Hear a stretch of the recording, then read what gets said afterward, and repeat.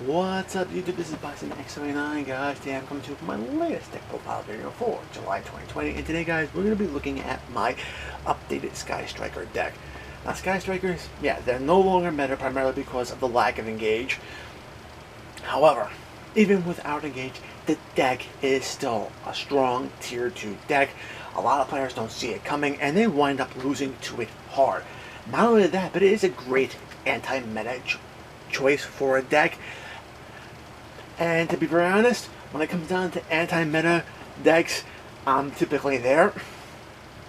The deck still is consistent. It can still cause problems to a lot of different meta decks. And to be very honest, it just still works. So, without further ado, we're going to jump right into this. And as always, start off with the main deck, the monsters first. And you gotta be running 3 copies of Sky Striker Ace Ray. She is one of the ladies of the deck, but the primary lady indeed. She's got an amazing quick effect which allows you to tribute her off to basically link summon during your opponent's turn or during the battle phase to get additional attacks, which is just awesome. Any of the Sky Striker Ace monsters are destroyed by battle or card effect. She comes right back from the grave onto your field, so you get that additional body and can utilize her first effect. So she is insanely important to this deck. The new girl on the block. We got 2 copies of Sky Striker Ace Rose. Rose is actually an additional body on board. If a Sky Striker monster is normal or special summon while she's in your hand, you can actually special summon her alongside the other monster, so you get those additional bodies. A lot of players like the fact that she's level 4, so they can possibly access into rank 4 plays if they want to include that into their deck. I don't. Typically, she is utilized for links or being targeted by Zeke's effect to power boost Zeke up by an additional 1,000 attack points. So she does have her uses, and she is 2 extra bodies to get you started for your plays. She does count as a Sky Striker Ace, so you could definitely go into your Hayates or your Kagaris with her as well. So very, very useful indeed. That's it for those monsters. Some of the monsters. Onto the hand traps. Triple Ash Blossom, self-explanatory. Your opponent touches the deck, searching the deck, sending cards to the graveyard. Special summon from the deck, not going to happen. She's also a level 3 Fire Attribute Tuner monster, so keep the Tuner and the Fire Attribute in mind. But when we get to the extra deck, 3 copies of Effect Veiler. Veiler is insanely awesome. Not a hard one to return like Ash Blossom is, but she can block monster effects for going off, and the more interruptions you have in this deck, the better the deck is to really outgrind your opponent. Again, she's also a tuner monster. 2 copies of Ghost Ogre and Snow Rabbit. Oh, Ghost Ogre, Snow Rabbit, insanely awesome hand trap. I think this is the underrated hand trap for the particular format, primarily because there's a lot of on-field effects that are being activated, and she can be triggered in so many different ways. It's not even funny, which means you're going to be able to remove those problematic cards off the field when they activate their effects. So definitely worth having in your deck just to get problematic cards off the field and stop your opponent from extending. And last but not least, the ultimate end-all extender is going to be 2 copies in the bureau. I keep the 3rd copy in the side deck, primarily because the metagame is going to be shifting now, thanks to Battles of Legend, and a week from today, Rise of the Duelist, when we get Dragma, so we're not going to be seeing that many decks with 5 or more special summons per turn. Numeron decks only special summon literally 4 times per turn, and that's pretty much their entire turn. It's basically activate the field spell, special summon the 3 numbers, overlay the 3 numbers for S0, and that's pretty much past turn from there. So they can play around the bureau pretty easy. Dragmas, Pures can get up. Maximum number of special summons would be 4. Your normal summon Sangin, then you basically link off Sangin for Amirage, link off Amirage for Secure Gardener, special summon out Ecclesia, special summon out Maximus, and that's pretty much it. For the Invoke version of Dragma, it's usually trying to get Megabot on field first, and then Ecclesia and Maximus alongside it. So it's a maximum 3 summons there. So you get the idea. It's not going to be that good once we get these decks into the meta. And For the Emancipator and Synchro Eldritch decks, definitely they are worth it, so that's why we keep 2 in there. Moving forward, for the consistency of the deck, we got 1 Rhoda to search out your Ray or your Rose, whatever you need, 3 copies of Desires, and 1 Upstart Goblin. Desires, love-hate that card, to be very honest. But it can get you through your deck a lot quicker. The hate part comes with the fact that we have a lot of different one-ofs in this deck, and if you banish that one-of before you get to it, it's kind of problematic. And with the fact that we're getting Dragma into the mix, I wouldn't be surprised if either Upstart or at least one of the Desires gets knocked out for a Pot of Harvest at some point, primarily just to be able to recycle our Link monsters back into our extra deck so we can continue our plays. But right now the 3 is in there primarily to absorb the loss of at least 1 slot by at least one of the Desires, so you can kind of protect those one-ups a little bit. So that's why we run 3. For the other interruptions, we got 2 copies of Widow Anchor as well as 3 copies of Shark Cannon. Widow Anchor can negate attacks or swipe your opponent's monster, and since it's a quick play spell, you can activate it during your opponent's turn, which is just awesome. So more monster effect negation is pretty big. With Shark Cannon, this is actually going to be a very damn useful card in this deck, primarily because against Eldritch you want to get rid of the Golem Lord out of the graveyard as soon as possible, because then that pretty much shuts down their deck. When you're going against Emancipator, Black Dragon is pretty much a top choice in that deck, primarily because you don't want them getting into more resources. For decks like Dragma, yeah, you're going to be looking to go after cards like the Ash Dragon or Fossil Skull Knight or the Ignister Woman Pegasus, primarily because Ash Dragon can give it end-phase surge, and by denying them that, denying the resources to the Dragma player, and the other pops are activated pops that your opponent has to activate during their turn, so removing those keeps your cards on the field safe.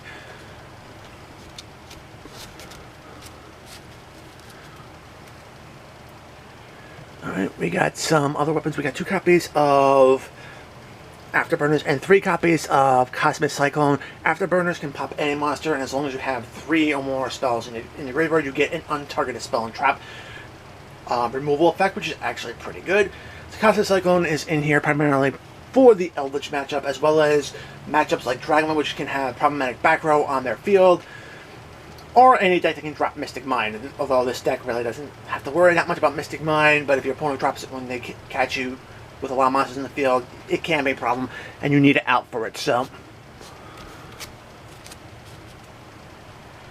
for the field spells, 2 copies of Aerospace, 1 copy of Mine, and then 1 copy of Terraforming. Okay, so Area 0, it's basically like a Pot of Duality in a field spell for the Sky Strikers. You target 1 card on your field, you excavate the top 3 cards of your deck. You're allowed to add any Sky Striker card, any 1 Sky Striker card that you reveal back to your hand, the others get shuffled back into your deck, and then the card you targeted is sent to the graveyard. If you get no Sky Striker cards, the card you targeted remains in the field. Mystic Mine, I think, is pretty self-explanatory. No effects, no activated effects, no attacking. So, and Terraforming is essentially a 3rd Area 0 or a 2nd Mystic Mine. So, and as for the one-offs, we got your starter card and Hornet Drones, your grind card in multi-roll, and then you got your little additional recycler there in Hercules base. So what do these cards do? Hornet Drones is essentially an 6th Sky Striker Ace monster in your deck, because it puts a token on the field which can then allow you to go into your link plays. Multi-roll gets Sky Striker spell cards from the graveyard back to your side of the field set, equal to the number of Sky Striker spells you activated during your turn. And then of course you have Hercules base, can give an equipped monster the ability to attack 2 monsters in the battle phase, which is actually pretty good. You can't attack directly, which sucks, but whenever you destroy one of your opponent's monsters, you're getting additional draws. That's actually good. And then, of course, if it's destroyed by a card effect and sent to the graveyard, you're actually able to cycle back 3 of your Sky Striker spells, except for itself, back into your deck. So, it does have uses in this deck. And last but not least, 3 copies of Infinite Impermanence to round out the main deck. Another once per turn effect negation is a trap card. You can actually set it and basically block monster effects as well as any card that's in the column. So very, very useful. And the ability to shut down effects is just useful in any deck you can put it into. On to the extra deck. 3 Hayate. Hayate is pretty much the first link you're going to be going into because this is the one you're going to be attacking with the most. Because you can just hop over your opponent's monsters, attack directly, and then dump a Sky Striker spell card from your deck into your graveyard, so you can actually then recycle it with one of the 3 copies of Sky Striker Ace Kagari. On summon, you get that spell card back into your hand, which is just useful. She does get power boost for every Sky Striker spell card that you have in the grave times 100, so that's actually pretty good. So she could be a good attack monster, but typically we're utilizing her for her recycling effect. And then, of course, the last Sky Striker monster that you go into during your turn is going to be Sky Striker Ace Shizuku. Shizuku basically powers down all your opponent's monsters equal to the number of Sky Striker spell cards that are in your graveyard times 100, which isn't bad. I mean, you could weaken on some problematic monsters with that, but the real goal is to get that end phase search and be able to search out this Sky Striker spell card that you need. 9 times out of 10, it's going to be multi-role that you're going to be searching out because you want to get into your grind game as soon as possible.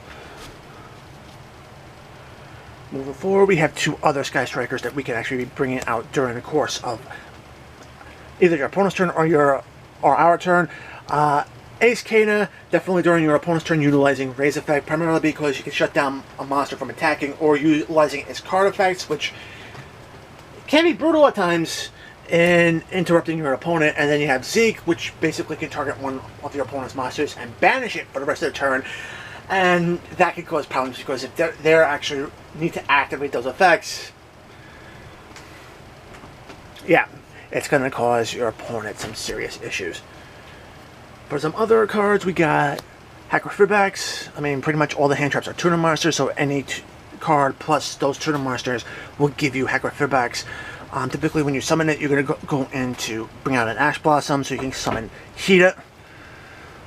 From there, if you haven't used your normal summon already, you can actually then go into Selene. I don't have an actual physical copy of Selene, but when Selene is summoned, she can actually put 3 spell counters on her, and then you can remove those spell counters, bring back a spell counter monster from your graveyard, specifically Hida, and then you can actually then link off into the big boss monster of the deck. And by that time, you'll have at least multiple monsters with different attributes to utilize Access Cold Talker's effect to basically clear the field and go in and swing big for game.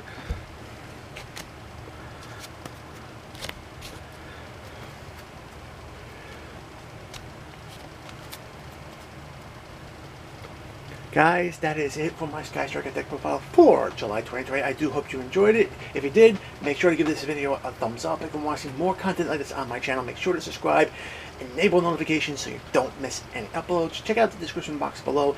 Find the links to my affiliates, tcgplayer.com as well as SidekVersus.com. Great resources for any Yu-Gi-Oh player. Follow me on social media, Twitter and Reddit. And if you guys want to help grow my community to even greater heights, the invite link to my Discord server is in the description box below. Join the conversation. We'll love to have you. As always, guys, until next time, peace.